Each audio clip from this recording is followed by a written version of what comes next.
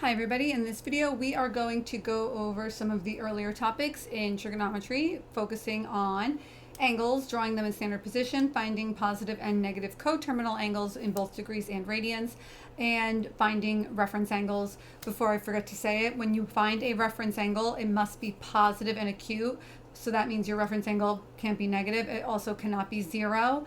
And it can't be 90 degrees or pi over 2. So if that happens, where you work out to a conclusion that your reference angle would be either like a 0 degree angle or a right angle, you would put the answer no reference angle. That's proper because of the definition. So we have 3 examples in front of us that we're going to do right now. For the first angle, we have theta is equal to 3 pi. You can't just draw a terminal side and call it a day. You can't just draw a squiggle. You got to draw x and y axes, get it together, okay? Draw x and y axes. You draw your initial side, okay? This is not new, okay? This has been what you're supposed to do. Initial side, terminal side, and directional arrow, keyword being arrow. There should be an arrow at the end of that little loop-de-loop pointing to the terminal side. Your directional arrow should also indicate how many times you went around. So this first example here, we have 3 pi. My initial side is always in the same place. It's always on the positive x-axis. 3 pi is a positive angle, so I'm going to rotate counterclockwise. If I go here, that's pi. I go again. Do not overlap where you just were. That would be ridiculous. This is 2 pi. 2 pi is 360, a full revolution. Pi is 180.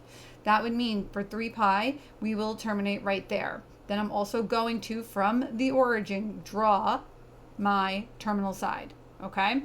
So your initial side is here. Terminal side is here.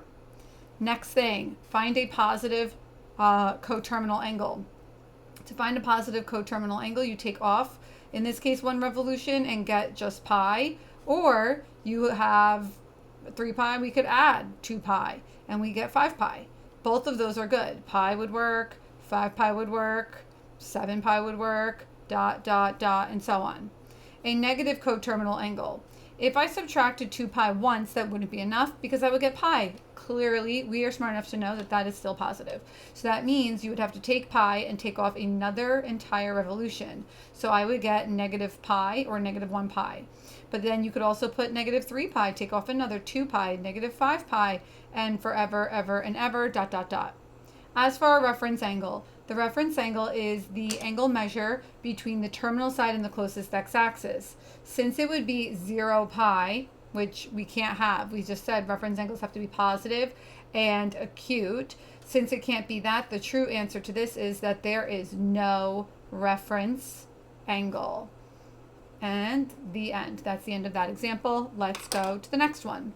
The next example is in degrees. We have negative 372 degrees. Since it's a negative angle, we are going to rotate that one clockwise. My initial side, positive, x-axis as per usual. If I go this way, 1 full revolution, I'm at 360 degrees, but negative. How much further is 372 from 360? 10 degrees would be 370. 2 more, negative 372. So I need to go 12 degrees further, which is just a smidge, just a bit, right? So I'm just going to go a little bit, obviously not perfectly to scale. Now I drew my arrow and I also drew my terminal side. So there we go. Negative 372 degrees is being modeled right there. To find a positive and or negative coterminal angle, we're going to either add or subtract, in this case 360 because it's in degrees. You don't change an angle from radians to degrees or degrees to radians to do the problem. You leave it as is, okay? So if I have negative 372 degrees and I add 360, I get negative 12. I could do a couple things with that information as it is right now. I could put negative 12 degrees as a negative coterminal angle. I could also put positive 12 degrees as my reference angle. Your reference angle, again, is the angle measure between your terminal side and the closest x-axis. It's positive and acute. So I'm saying how big is that angle? Its size is 12 degrees. Negative 12 is the standard position description. It's showing that you go clockwise 12 degrees and you would overlap the angle in question. To find a positive coterminal, well, using my brain, I know I would add 360 again. So I have negative 12 degrees plus 360, which is equivalent to saying 360 degrees take away 12. So 360 minus 12 is 350, 348. So took away 10, 2 more, so 348 degrees. There's more answers to these questions, of course. I could add 360 again to 348 and get a different positive angle, or I could subtract 360 from negative 372, and I would get what? 2, 7, 20, 30, 732, negative 7, no, not negative. Yes, negative 700, and I already forgot what I said, 32 degrees. Fine. That's fine. You're not wrong. Carry on. Next example. Knocking over things. Sorry. Next example, we have negative 4 pi over 3. That's radians.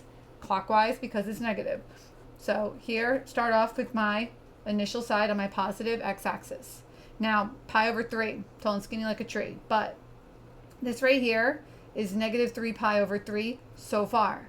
Negative 4 pi over 3, tall and skinny like a tree. That means we land in these places. When it doesn't reduce, it still has that 3 on bottom. So negative 4 pi over 3 will land here, okay? And we touch our terminal side. It doesn't mean that you go negative and land where positive 4 pi over 3 is. That would be negative 2 pi over 3. That doesn't make sense, okay? So there's my drawing. Drew it in standard position. What do I have? The initial side, the terminal side, directional arrow with an actual arrow. I have my proper loop-de-loops on all 3 examples, showing how many times I had to go around. And now I'm going to find my positive and negative coterminal angles.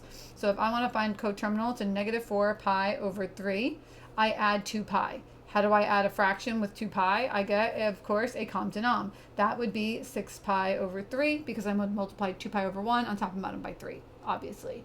Negative 4 plus 6 is 2. So one of the positive coterminal angles is 2 pi over 3. A negative coterminal angle, you would do the exact same thing. Negative 4 pi over 3, take away 6 pi over 3, and that can get us a possible answer of negative 10 pi over 3. Beautiful. And now, as for our reference angle, the one that we refer to, how far away is the terminal side to the closest x-axis? Well, I just went from negative 3 pi over 3 to negative 4 pi over 3. How far is that? Positive. That would be pi over 3, or 1 pi over 3.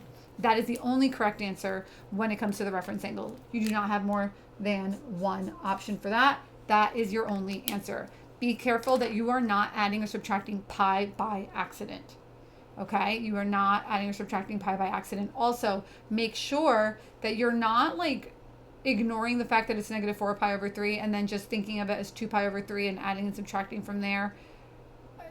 You're going to mess yourself up. I've watched a lot of people do that and you're screwing yourself up. That's the end of this video. That's the first 3 examples. I will do a second video with 3 more examples, 200 degrees, 5 pi over 8, and 9 pi over 4. Hope this was helpful. Check the recent uploads or whatever the heck is going on a playlist right now to get the other videos. This is the first one in this particular midterm review series. Adios.